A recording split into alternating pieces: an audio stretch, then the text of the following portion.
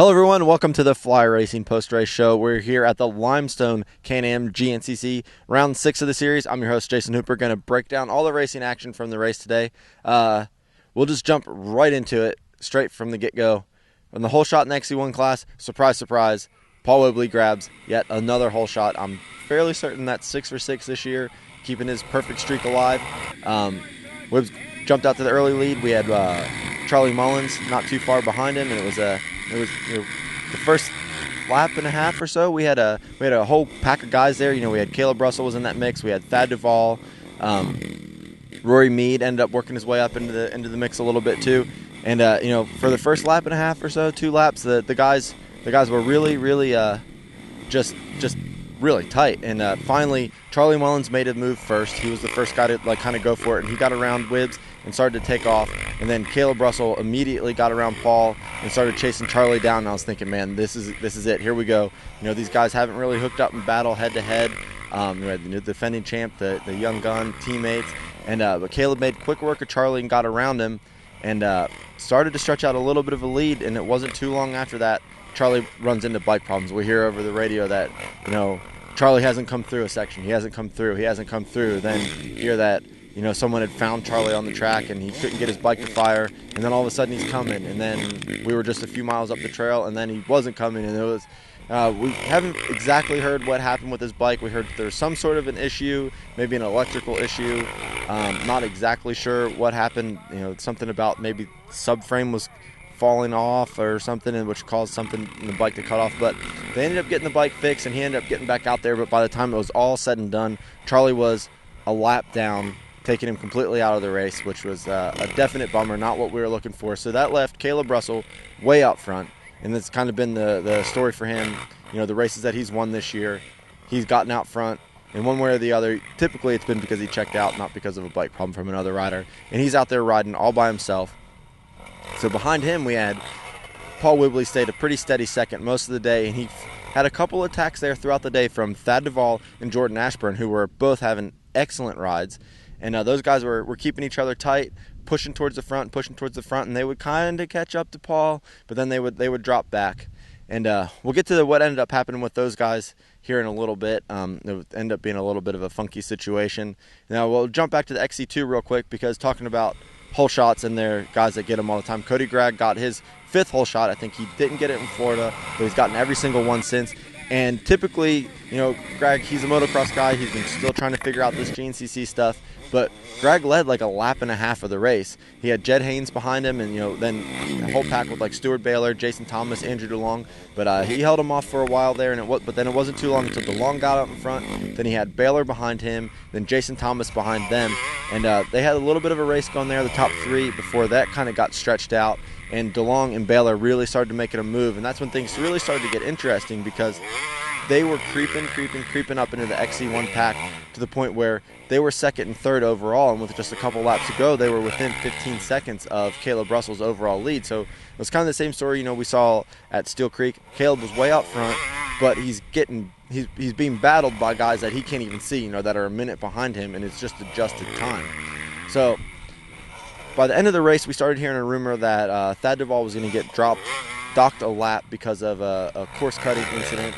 And so by the time the race ended up finishing, that is exactly what happened. Thad came across the line in 3rd behind Paul Whibley, but got docked a position, for going off the course more than 25 feet. So that bumped Jordan Ashburn up to 3rd in the XC1 class, his first XC1 podium. That's pretty good for Jordan. And I know it's weird when these sorts of things happen. I don't think that's the way Jordan really wanted to earn his first podium, but he rode a really solid race, and we saw him ride a good race a couple weeks ago at the Mammoth. And I think he's really coming into his own in the XC1 class. He stayed on that 450 now for a while. He was doing a little testing there with the 252 stroke. He even rode the 450 in the Enduro last weekend. So I think some consistency there is starting to help, and so that was good for him. So with the docking, that dropped Thad back to 4th. And then 5th place was Chris Bach, who got a dead last start, and way back, and slowly worked his way up through the pack all day. But I think by the time he really got going the rest of the guys were long gone, and he didn't really get to see any of the top 4 guys for the majority of the race. So then back in XC2, we had DeLong and Baylor who had checked out. They were having a good race, and they were starting to pick off these XC1 guys. And on the last lap, Baylor had, before they got the white flag, the next to last lap, Baylor had stretched out maybe a few second lead over DeLong coming into the finish. Then DeLong's in the lead, and he's got about 3 seconds on Baylor. And those guys are within 9 seconds of Caleb Russell for the overall lead. And they're on the next to last lap, DeLong ran a 10-second faster lap than Caleb Russell. So we're thinking, wow, if everything stayed the same, DeLong could potentially win the overall. And what kind of an upset would that be? We've been talking about Stuart Baylor winning the overall over and over and over again. And,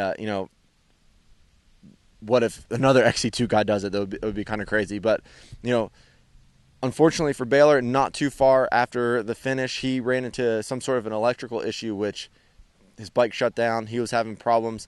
We thought originally it was a gas issue, that he ran out of gas, but I guess they found out that it was more of a problem. They eventually got his bike going, but that opened up the 3rd spot on the podium as Jason Thomas got past Baylor, so he got 2nd, and that opened the 3rd spot up to Jed Haynes from the Obermeyer Yamaha Reigns Riding University OffroadViking.com team. His first XC2 podium, which was it was a pretty cool experience for him. Very emotional. I saw him after the race, and he's a pretty tough dude, but he may have teared up a little bit. I hope he doesn't get mad at me for saying that. But it was really cool to see him up there.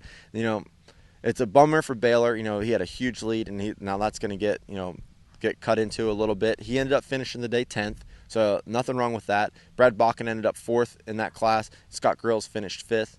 But, story of the day for the XC1 and for the overall was Caleb Russell holding on to another lead, and he's flawless when he gets out front. Those guys were creeping up on him, but he got the pit board on the last lap and dropped the hammer, took off. Always consistent Paul Whibley finishing 2nd. And then a little bit of a mix-up there. What looked like it was going to be the first podium for Thad Duvall. He rode a really solid race after having, some unfortunate stuff happen with him back at the Mammoth. He rode a really good day, but I didn't see what happened, but it sounded like, a little bit outside that 25 feet, which is, has been an issue for some guys in the past. But that's pretty much the story of the day. The track here was good. We got lucky. There was no rain, so I don't know if we'll be coming back or not, but it turned out to be a pretty exciting day. I think if Charlie hadn't had that bike issue, we could have saw a really, really awesome race for the win in the XC1 class. Things are starting to shake up, though. With Charlie's bad finish, we're going to have Caleb and Whibley stretching out their lead a little bit. We had Rory Mead, who was 4th in points. He had a little bit of a rough day, finished 6th. But he flew from Ireland yesterday after his visa issue, so I'm sure he wasn't feeling, completely 100%. I talked to him before the race, and he said his body felt okay at that point, but he was feeling a little bit foggy in the brain, and that's not exactly what you want when you're going to go out and race with some of the fastest off-road riders in the world. So a little bit of shake up there in the points. It'll be interesting to see what happens. We've got a couple-week break. We're going to go to West Virginia, which could be a very similar race layout. This track was hard ground, hard packed dirt with rocks, and we know that's going to be a similar situation up there. We know that Andrew DeLong excels in that stuff. Typically, Caleb Russell doesn't excel, but you never know. I saw Stuart Baylor after the race. He was not very happy. I know Caleb Russell was very happy. Charlie Mullins wasn't. It's hard to believe that, we're 6 rounds into this series and the defending champ hasn't won a race yet. It's almost hard to believe, a rider as talented as Charlie, So I don't really know what else to say. It was a good race, good day. We didn't get any rain because I think it would have been a disaster if we had, because it's some hard, slick ground here. But that's pretty much it. We're going to be gone for a couple weeks. We'll see you in West Virginia. Keep checking digitaloffroad.com for more updates. And as always, check out the GNCC website because they've got all sorts of good stuff going on over there. See you in a couple weeks.